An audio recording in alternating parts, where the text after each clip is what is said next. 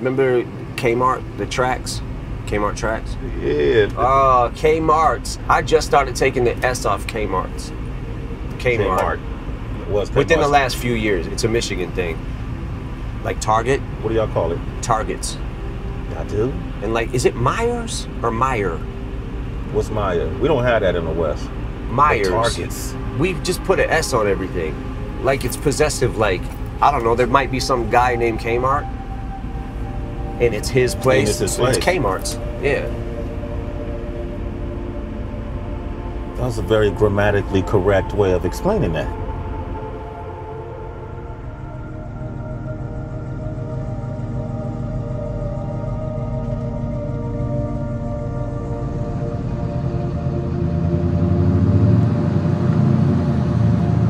Man, I've known you for 20 maybe years now, you know. And, that's crazy. Yeah, that is crazy. Time flies. Time flies. But DOC told me once you were writing to a beat.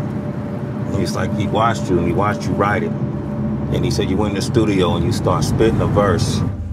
And then I think you left whatever it was you wrote. And he was like, man, I couldn't believe this dude wrote that, spit it, killed it. And then I went to go see what it was. He left a piece of paper, what he wrote.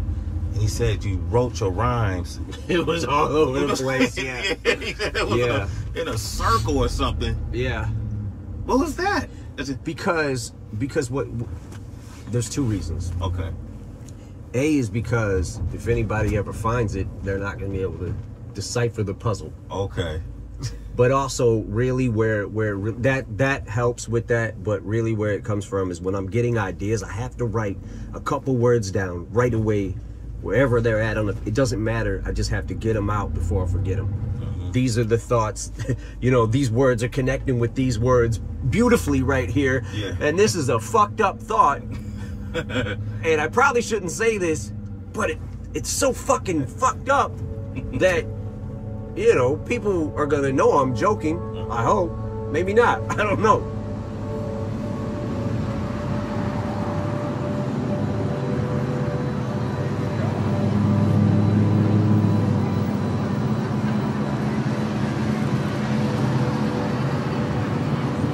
I've come here many times over the years.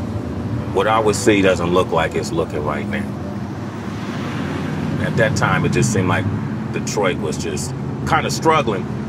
You know, we claimed bankruptcy in 2013. I feel like there is a new energy right now, and we're definitely on the upswing a little bit. Detroiters feel like they're kind of the underdog. Yeah. Like people look at us like we're kind of the underdog. It's almost that fighting spirit or something, you know. Mm-hmm. It's that whole concept, Detroit versus everybody. That's kind of that's kind of where that's the attitude of, you know. It just, I don't know. It's always felt like that. I remember coming up, you know, in the battle scene. It was very. It was dog eat dog, and I'll tell you why. When you get on that mic, you got like 2 to 4 bars, and you better impress. You know what I'm saying? Or you get booed. Like you need to prove yourself, or we're gonna call bullshit.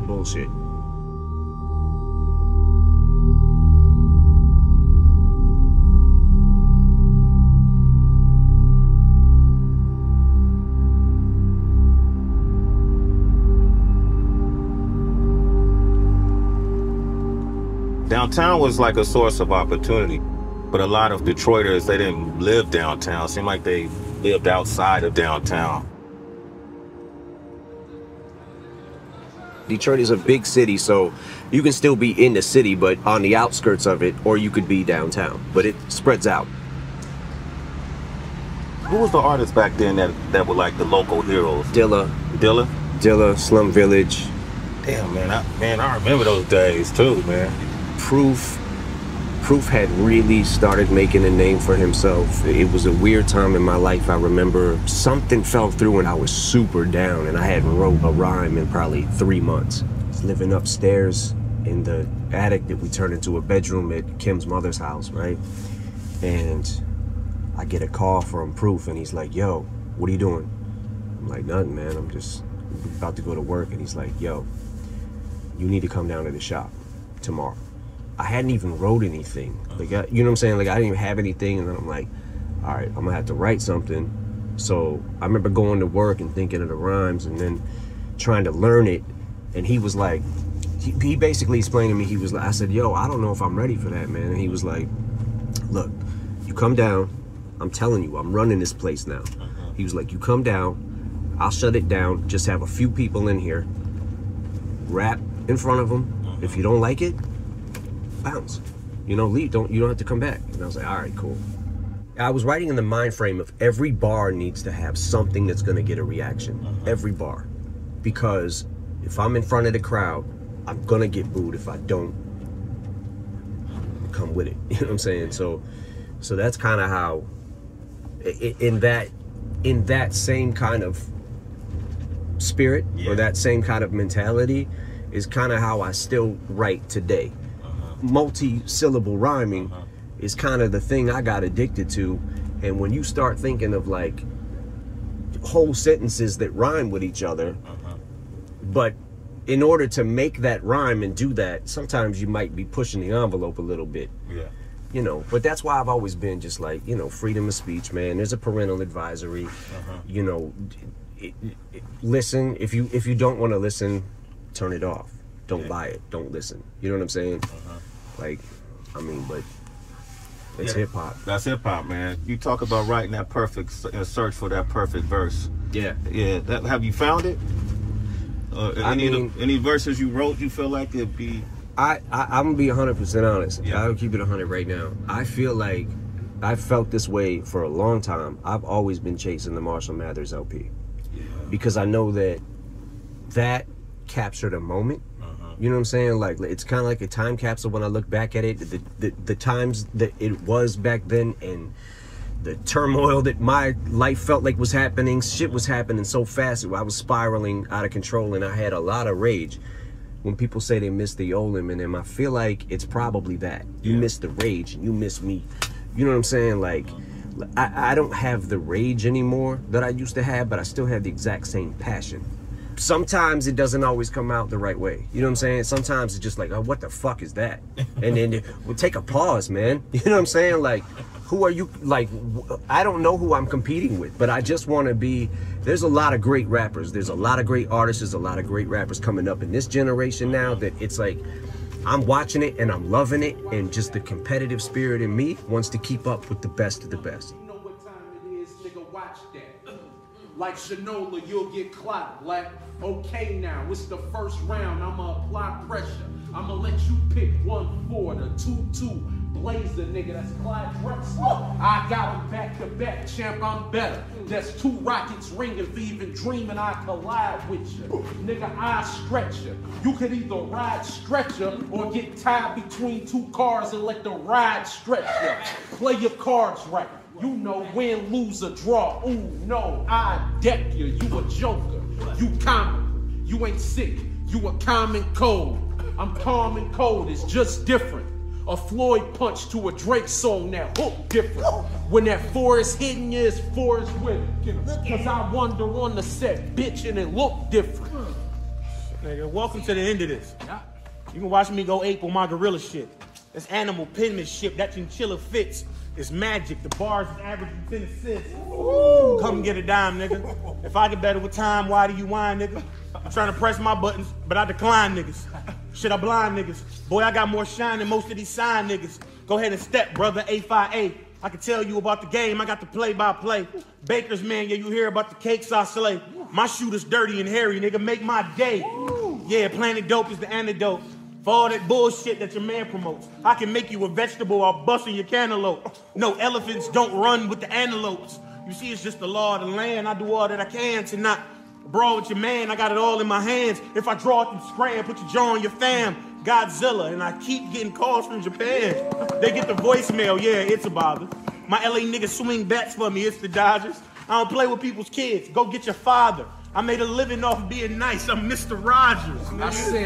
I said one line smoke 'em, no hookah sticks. You know how I do this shit. I ain't new to this. You see how I maneuver this, that Thule spit, your medulla split. I'm in here fucking this round up like I'm shooting bricks. You do this. I'll let it dump from the sky like Buddha shit. You a rookie with no balls, you new to this. You the one-eyed couple with the scrap like.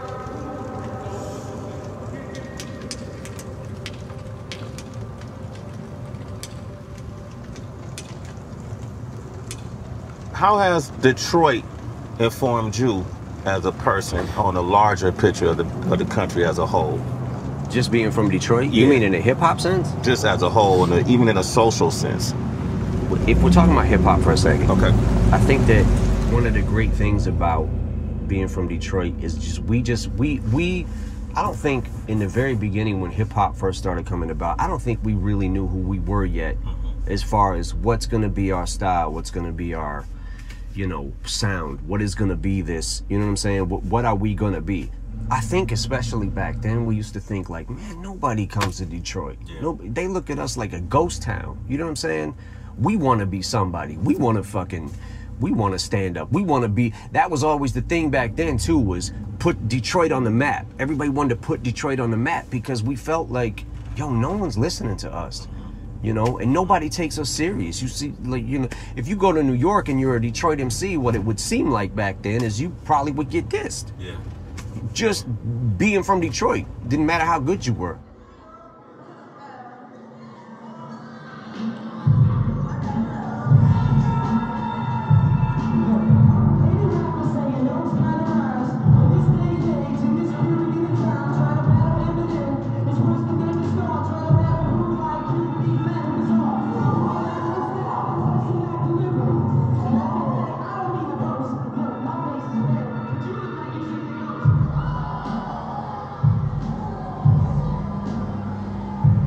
I mean, I remember when you did White America, somebody from your point of view, being white, pointing out the injustices we see in the country. With Untouchable, you said some things in that song that really made me go, man, I never even heard anybody say this. Well, I'm paraphrasing, but when you said sometimes I'm embarrassed to be white, you know, what does that mean? Like, I've never heard someone say that. Because I feel like, okay, when at the time, one of the things that inspired that song was there was a time a couple of years ago, if you remember this, that you would turn on the news and literally every other day was a black man getting shot by police and killed. And I remember seeing the thing where Michael Slager, the cop, shot Walter Scott in the back. He pulled him over for the taillight being out or whatever. When Walter Scott started running, he's like 50-some feet away from him. And when you see him shoot him in the back, and the dude, thank God that the dude had the camera, right? And you watch him walk up and place that taser. He's already got his story in his head. You know what I'm saying? And I'm on the phone calling Paul, like, yo, did you see this shit again? I would just go off like 45 minutes on the phone talking about it. And Philando Castile, like, just trying to tell you, like, I have a gun. You know what I'm saying? Like, I have a gun. I have a license to carry this, and getting shot.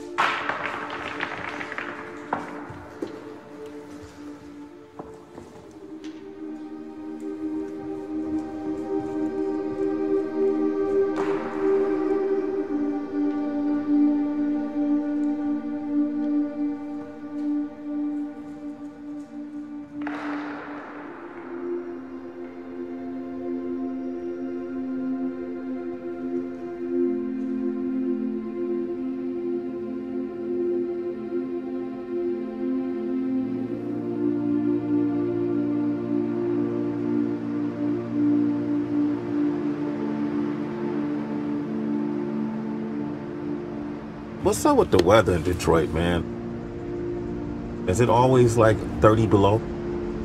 Right now it's 30 below and it's hot. And it's hot? Yeah. It goes down to like 460 below or something. All right. Our record temp was probably 620 below. Okay. So y'all beat out Antarctica? Probably. Probably, okay.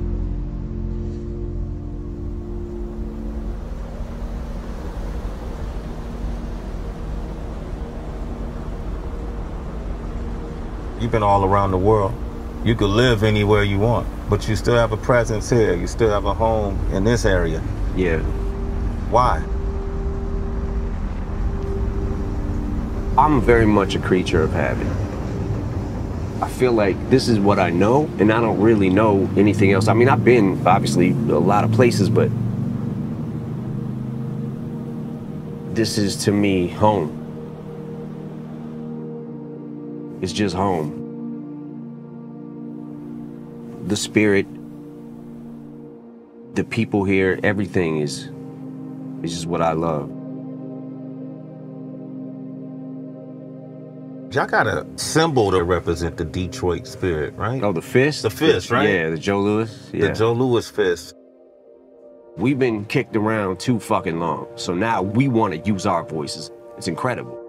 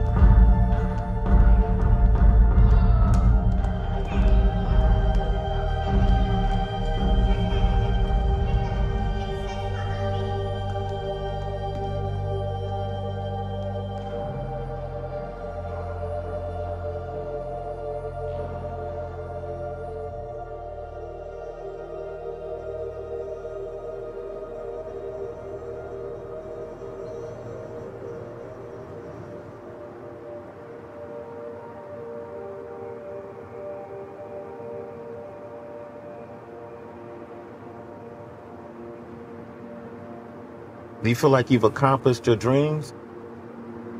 You know, there's aspects of it where you're like, I literally gave up my life for this shit.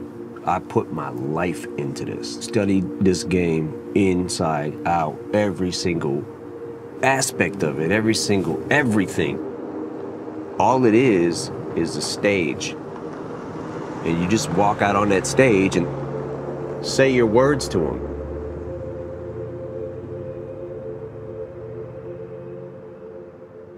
Hip hop hasn't really been around long enough to know how long somebody can actually go for.